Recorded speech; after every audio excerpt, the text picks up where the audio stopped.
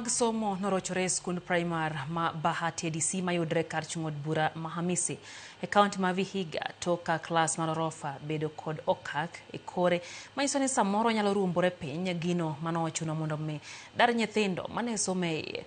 Kalore kod moko kuom jonyuol giwacho ni klas no ne ok ogere rang'iny ma chik dwaro kendo ka marruok mar kor ot okelo luoro chuny jokanyo mochung'ne gedo e kaunti ma Vihiga kod Medusa nochopo kendo rango klas no kapok nogol jopuonjre kanyo. Medusa mano ochung'ne gedo mar klas no kata kamano notamore loso gi jofwambo.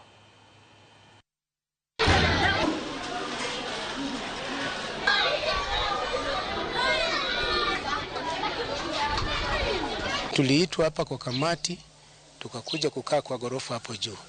Alafu wakati wanatembea, unasikia hiyo gorofa inatetemeka mpaka unasikia unahofia maisha yako.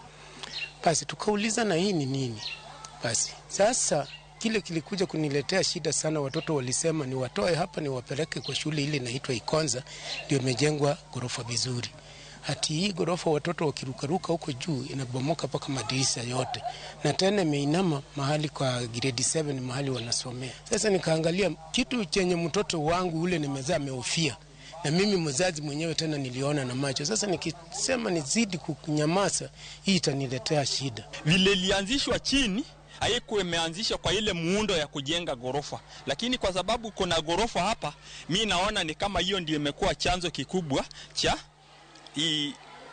hii building kucrack hivi. Ona tumekuja hapa tumeziangalia tukapata hizi buildings kuna cracks na pia ukienda hapo ndani zina swing. Tunaomba mheshimiwa kama atatusikiza akuja ajengee wanafunzi madarasa kama 4 hivi 5 hivi hata kama ni ya mabati.